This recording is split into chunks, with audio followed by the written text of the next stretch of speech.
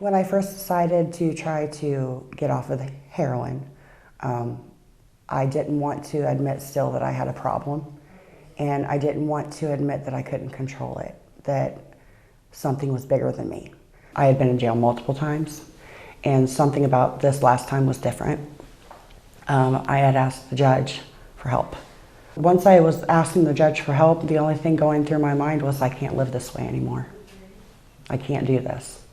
When they did the intake assessment, someone from Catalyst came in and talked to me, and at first she had said that she thought that I would be a good candidate for IOP, intensive outpatient, and I started crying. I remember crying and telling her, please don't do that to me.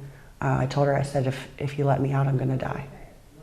Amanda entered into residential treatment at New Beginnings Alcohol and Drug Treatment Facility and also participated in individual and family counseling, women's empowerment group, Triple P parenting classes, and vocational services.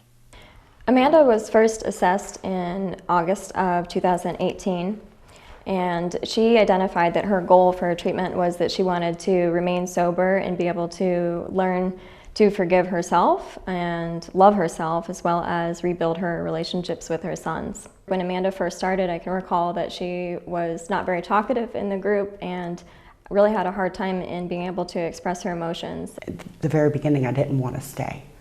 You know, I was scared, and my instinct was to leave.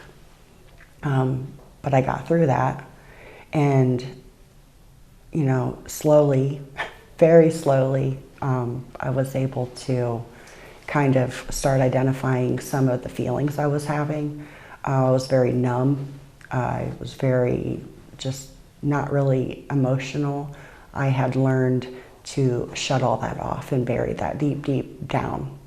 And my counselor here was able to help me with that.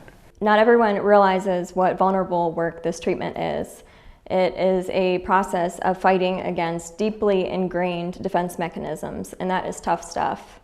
So she has been just tremendously courageous. And I think one of the other keys to Amanda's success is that she's been so consistent in her treatment. That's not something that I get to see with all clients, and it's really helped her to make a lot of progress. I'm very proud of Amanda. Amanda was very dependable and reliable, attending all of her meetings and going through her training.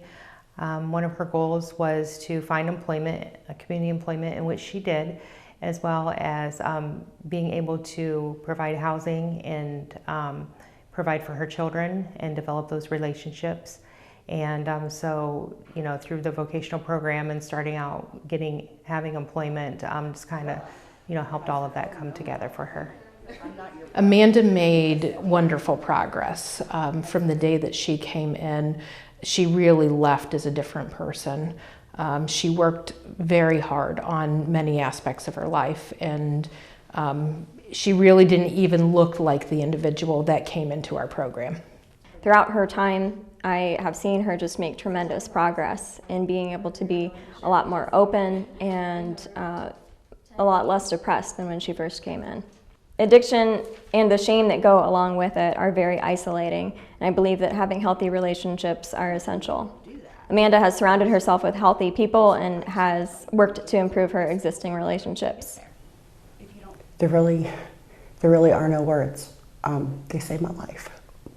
And they loved me when I couldn't love me, and they loved me when nobody else would love me.